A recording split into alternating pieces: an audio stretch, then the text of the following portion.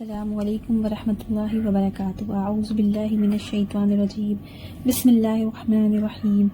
رب اشرح لی صدری ویسر لی امری واحلل عقدۃ من لسانی یفقہوا قولی۔ پارہ نمبر 3، تلک رسول۔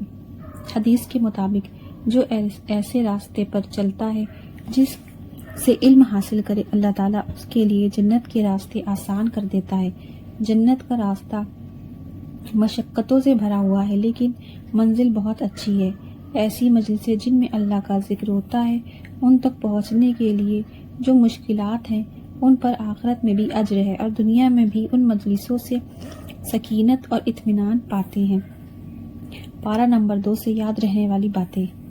زندگی تبدیلیوں کا نام ہے، ان پر پریشان ہونے کے بجائے اللہ کی رضا پر راضی رہیں، قدم آگے بڑھانے چاہیے، تبدیلی کو قبول کریں۔ بعض لوگوں کے لیے چینج از ڈیتھ، ان کے لیے تبدیلی بہت بھاری ہوتی ہے۔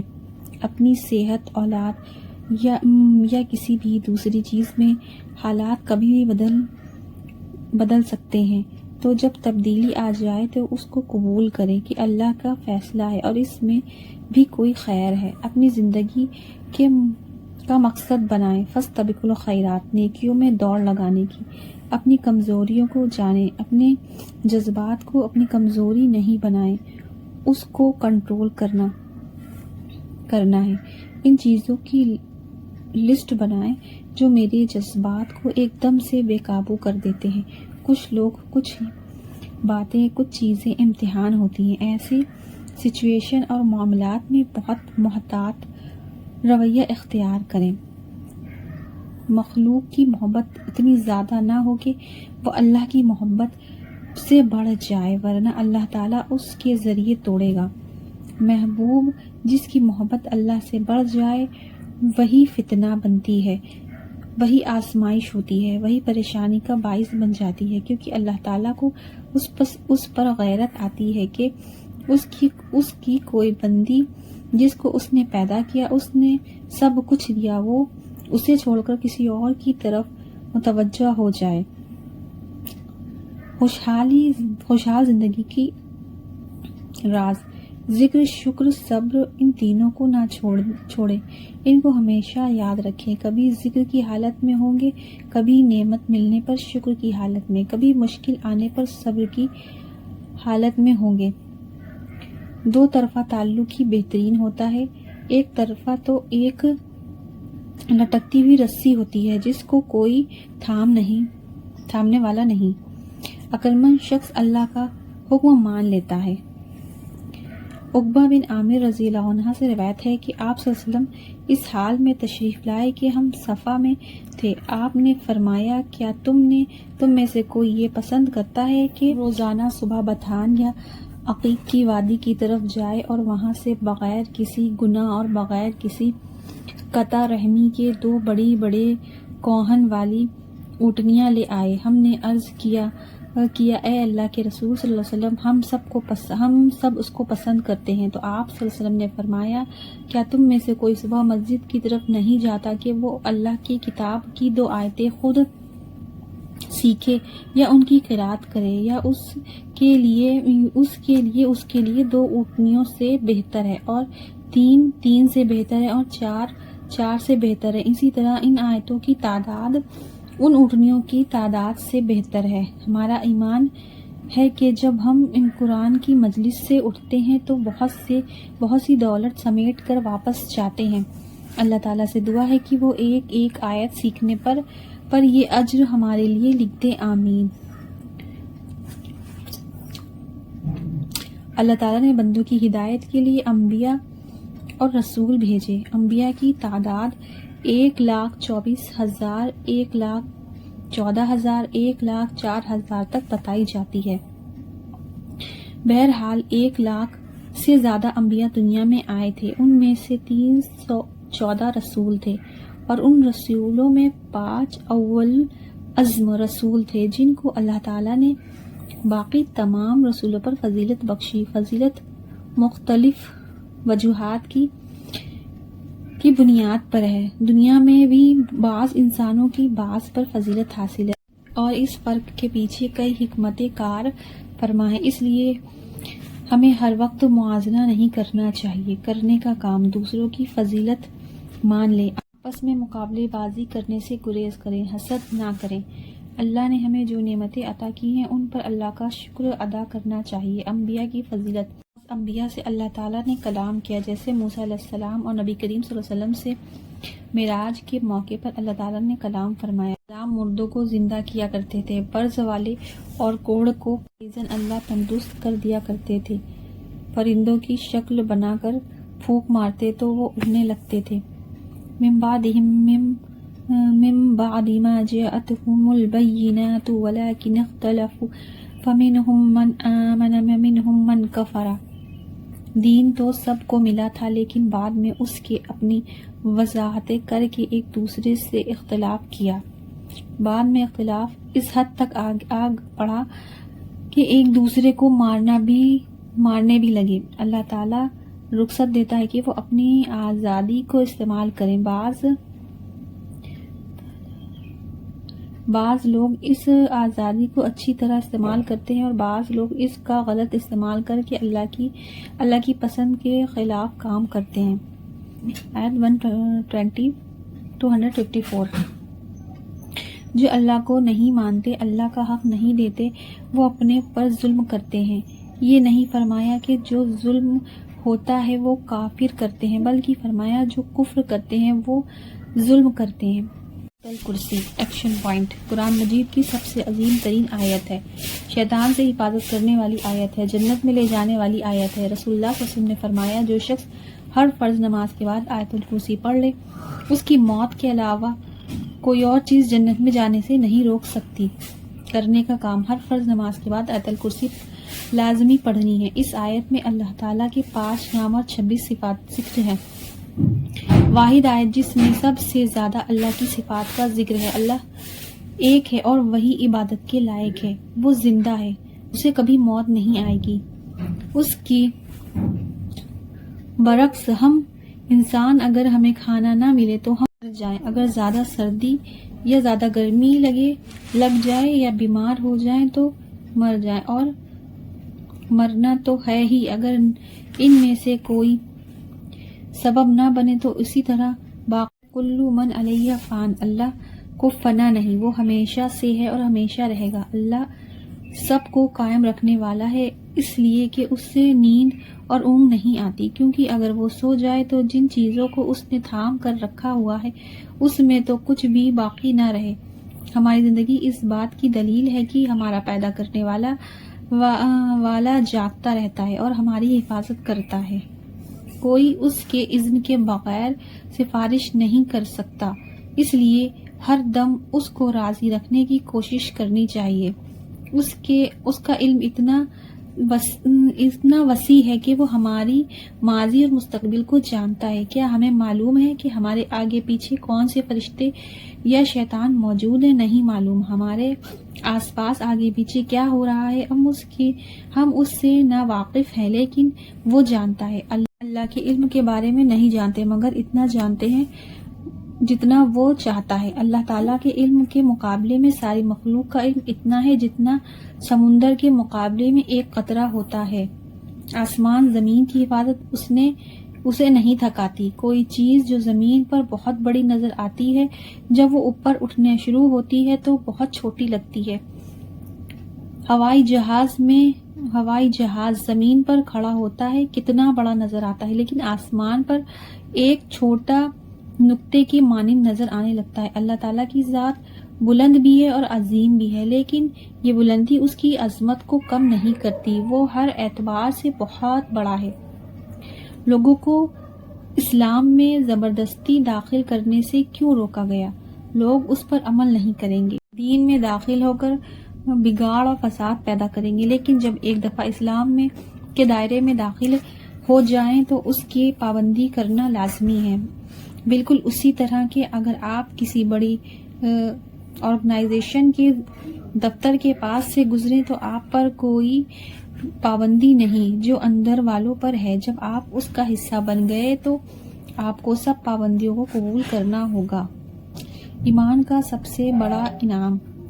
اللہ کی دوستی اور ساتھ نصیب ہوتا ہے۔ اللہ بندوں کا معاون و مددگار ہوتا ہے، ان سے محبت کرتا ہے، وہ بندوں کو اپنے علاوہ کسی اور کے حوالے نہیں کرتا، ان کی ہدایت کا ذمہ دار ہے، انہیں روشنی عطا کرتا ہے، کفر سے نکال کر اسلام کی طرف لانے کے بعد جہالت کے اندھیروں سے نکال کر علم کی روشنی کی طرف رہنمائی کرتا ہے۔ اللہ تعالیٰ ایمان والوں کا دوست ہے۔ یہ شیاطین غلط کام اور راہیں سکھاتے ہیں۔ سب سے تکلیف دہ بات یہ ہے کہ انسان کا انجام اتنا بھیانک ہو۔ اس آیت میں نمرود بادشاہ کی طرف اشارہ ہے۔ ظالم کون ہے؟ جو حق کو دیکھ لیتا ہے مگر مان کر نہیں دیتا۔ 100 سال بعد کسی سوسائٹی میں زندہ ہو تو کتنی بڑی نشانی بن جائے گی، عجوبہ ہی ہوگا۔ اللہ نے جس طرح اس شخص کو دنیا میں اٹھا دیا اسی طرح قیامت کے دن بھی انسانوں کو اٹھائے گا۔ کچھ لوگ سچائی کی تلاش میں ہوتے ہیں، ان کے ذہن میں بہت سے سوال ہوتے ہیں، اللہ تعالیٰ انہیں ایسے لوگوں سے ملا دیتا ہے یا ان کی زندگی میں ایسا واقعہ گزر جاتا ہے جس کی بنا پر انہیں حقیقت سمجھ میں آ جاتی ہے، اللہ ان کی رہنمائی کر دیتا ہے۔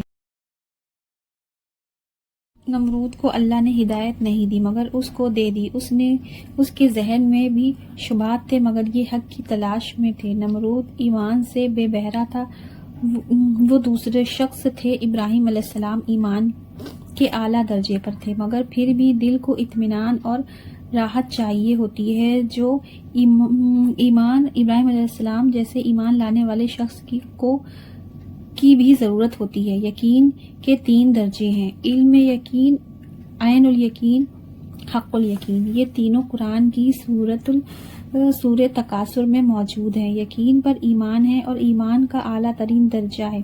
ابراہیم علیہ السلام نے مردوں کو زندہ کرنے کے بارے میں شک نہیں کیا تھا لیکن وہ اس بارے میں اپنی پوری تسلی اور قرار چاہتے تھے۔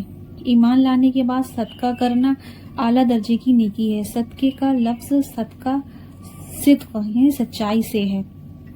صدقہ انسان کی سچائی کی دلیل ہوتا ہے کہ وہ کسی بھی مشن کو کتنا درست سمجھتا ہے اور کتنا قربان کر سکتا ہے۔ قربانی کرنے میں انسان سب سے پہلے اپنا مال سے قربانی کرتا ہے، بعض مال کے ساتھ جان بھی لگاتے ہیں، بعض اپنے سب کچھ ہی دے دیتے ہیں۔ ہر ایک کی اپنی درجہ اور مقام ہے۔ یہاں ان لوگوں کی مثال دی گئی جو دین کے راستے میں اپنے مال خرچ کرتے ہیں۔ رسول اللہ صلی اللہ علیہ وسلم نے فرمایا، جس نے اللہ کی راہ میں کوئی چیز دی اس کے لیے 700 گنا لکھا جاتا ہے۔ ایک صدقہ ہوتا ہے کسی مسکین کو کھلانا، ایک صدقہ ہوتا ہے کسی فقیر کو کھلانا پہنانا، یہ سب بھی صدقات میں شامل ہوتے ہیں اور بڑے اجر کا باعث ہیں۔ صدقہ انسان کی حفاظت کا سبب بنتا ہے۔ ایک صدقہ ہوتا ہے دین کی سربلندی کے لیے، دین کی دفاع اور سربلندی کے لیے، دین کو آگے بڑھانے کے لیے، اللہ کا نام بلند کرنے کے لیے خرچ کرنا تاکہ سب لوگ اللہ کے دین کی طرف آ جائیں۔ اللہ کا نام بلند کرنے، اس کی حفاظت کے لیے دیا جانے والا صدقہ تمام صدقوں کے مقابلے میں ایسا بلندی رکھتا ہے جیسے جو اللہ تعالیٰ کو ہر چیز پر بلندی حاصل ہے۔ یہ افضل ترین صدقہ ہے جس میں لیے خرچ کرتا ہے۔ دین کی ترقی کس چیز سے ہوتی ہے؟ علم سیکھنے سکھانے، اس کے لیے ادارہ بنانا، اس کی سہولیت کا انتظام کرنا ضروری ہے۔ کرسیاں، لائٹ، بینچیں، جوتوں کی ریک کا انتظام کرنا، قالین چادر بچھونا تاکہ بیٹھ کر سیکھے سکھائیں، یہ سارے کام انسان کے لیے نہیں بلکہ اس دین کے پھیلانے، اپنے اور آنے والی نسلوں کے ایمان کی حفاظت کے لیے ہیں۔ یہاں تک کہ پارکنگ لائٹ کا انتظام سب کے لیے ہے، کیونکہ ایمان کی حفاظت علم کے ساتھ ہوتی ہے۔ جان لو کہ اللہ کے سوا کوئی الہ نہیں۔ ایسے طلبہ کو سرپرست کرنا جو خرچ برداشت نہیں کر سکتے یا ان کی کتابیں اجازات پورے کرنا کا انتظام کرنا افضل ترین صدقہ ہے۔ ان کے لیے کتابیں شیل کرنا یا ان کو بانٹنا کہ اس سے لوگ سیکھ سکیں۔ اب بھی ادارے میں ایسے بچے ہیں جن کے والدین ان کی فیس نہیں ادا کر سکتے۔ کہ وہ حافظہ کر سیکھے یا تعلیم حاصل کر سکے. جو سکھا رہے ہیں ان پر خرچ کرنا یا جو سیکھ رہے ہیں ان پر خرچ کرنا. جو آنے کے لیے ٹرانسپورٹ کا انتظام نہیں کر سکتے ان پر خرچ کرنا. اس صدقے کو 70 گنا کیوں کہا گیا؟ اس لیے کہ جب ایک طالب علم پڑھتا ہے تو وہ آگے کئی لوگوں کو پڑھانے کا باعث بنتا ہے. بعض ان میں سے بہت ہی اعلیٰ درجے کی تعلیم حاصل کر کے ہزاروں لاکھوں کو ہدایت کا سبب بنتے ہیں. تو جس نے اس پر خرچ کیا وہ جہاں جہاں جو کچھ بھی کرے گا ان سب میں اس کا بھی حصہ ہوگا. ہم دنیا سے چلے بھی جائیں گے تب بھی اس کی وجہ سے دین کو پھیلانے میں مدد ملتی رہے گی. لہٰذا ایسا صدقہ خاص پرورش پاتا ہے، یعنی 700 گنا بڑھے گا اور پھر جتنا اخلاص ہوگا اتنا بڑھے گا. انسان جیسا خرچ کرتا ہے وہ اللہ کے پاس قیامت کے دن ویسا ہی 700 گنا ہو کر ملے گا. حضرت ابو مسعود رضی اللہ عنہ سے مروی ہے کہ ایک آدمی نے اللہ کی راستے میں ایک اونٹنی صدقہ کی جس کی ناک میں نکیل پڑی ہوئی تھی. آپ صلی اللہ علیہ وسلم نے فرمایا قیامت کے دن یہ شخص 700 اونٹنیاں لے کر آئے گا جن کی ناک میں نکیل پڑی ہوئی ہوگی. صدقہ کو ضائع کرنے والے کام: کسی غریب کی عزت نفس کو مجرور کرنا، دے کر احسان جتانا، کوئی نہ کوئی بات طے بنانا. غیر شعوری طور پر اپنے صدقوں کا اظہار کرتے رہتے ہیں. فلاں کی فیس میں دے رہے ہیں، ٹرانسپورٹ کا بندوبست کیا، وغیرہ وغیرہ. بعض اوقات نجی مجلسوں میں سب کے سامنے ایسی باتیں کی جاتی ہیں تو اس سے بچنا چاہیے. جیسے بارش مٹی صاف کر دیتی ہے اس طرح کا دکھاوا صدقہ کو ضائع کر دیتا ہے. عمل غائب، اعمال نامہ کورا. انسان کو اپنے صدقے کو چھپانے میں صبر سے کام لینا چاہیے اور اپنی زبان بند رکھنی چاہیے، کیونکہ ہم بندوں کی نظر میں بڑے بننے کے لیے نہیں کر رہے، اللہ کے لیے کر رہے ہیں. جو جتنے اخلاص سے صدقہ کرے گا اتنا ہی اجر و ثواب ملے گا. سب سے بڑا اجر کیا ہے؟ دلوں سے خوف و غم دور ہو جاتا ہے. دل میں ایک خاص طرح کی ٹھنڈک پیدا ہوتی ہے. کئی ریسرچوں سے پتہ چلا ہے کہ چیریٹی کرنے والے لوگ بہت خوش رہتے ہیں. 2 طرح کے لوگ: اپنے اوپر خرچ کرنے والے، دوسرے اوپر خرچ کرنے والے. ایسے لوگ زیادہ خوش رہتے ہیں. صدقے کے دنیاوی فائدے: صدقہ خوشی، اعتماد، سبز سوچ پیدا کرنے کا باعث ہے. بہت سے دائمی امراض کا علاج صدقے سے کیا گیا. اسٹریس کا علاج صدقے سے کیا گیا. صدقہ کرنا شکر گزاری ہے اور شکر گزاری نعمتوں میں اضافے کا باعث ہے. جب انسان دل کی خوشی سے کچھ دیتا ہے، وہ زکوٰۃ ہو یا صدقہ، تو وہ ایمان کی حلاوت پاتا ہے. ایمان کا مزہ پانے والے کام: رسول اللہ صلی اللہ علیہ وسلم نے فرمایا جس نے یہ 3 امور انجام دیے وہ ایمان کا مزہ چکھ لے گا.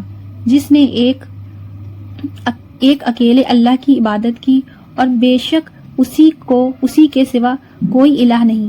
جس نے دل کی خوشی کے ساتھ زکوٰۃ ادا کی جو ہر سال اس پر فرض ہوتی ہے.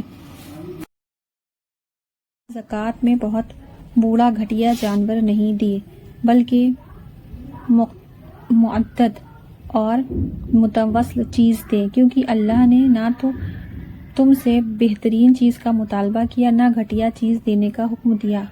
نبی کریم صلی اللہ علیہ وسلم نے فرمایا اللہ کا تقوی اختیار کرو اور اپنی 5 نمازیں ادا کرو. 1 مہینے کے روزے رکھو. دل کی خوشی سے اپنے مال کی زکوٰۃ ادا کرو اور اپنے امیر کی اطاعت کرو تو تم اپنے رب کی جنت میں داخل ہو جاؤ گے. یہ اس شخص کی مثال ہے جس نے ساری زندگی بہت محنت کی، بہت کچھ انویسٹ کیا، بہت کمایا، لیکن آخر میں سارا کا سارا مال ختم ہو گیا. اس مثال کے ذریعے سمجھایا گیا ہے کہ بعض لوگ بڑے بڑے نیکی کے کام کرتے ہیں، بڑی شہرت بھی ہو جاتی ہے، لیکن نیت خراب تھی، اس لیے روز قیامت جب ان نیکیوں کی سب سے زیادہ ضرورت ہوگی تو وہ سب کچھ کمایا ضائع ہو چکا ہوگا۔ اس لیے صدقہ کرتے ہوئے اللہ کے لیے دینا چاہیے، نیت کی خوبی اخلاص کے ساتھ دینا چاہیے، دکھاوے، اذیت، احسان جتانے سے پرہیز کرنا چاہیے، دینے کو حلال اور پاکیزہ مال خرچ کرو، پاکیزہ چیزیں دو، دیکھنے میں بھی اچھی ہوں اور کھانے پینے کی بھی چیزیں دو۔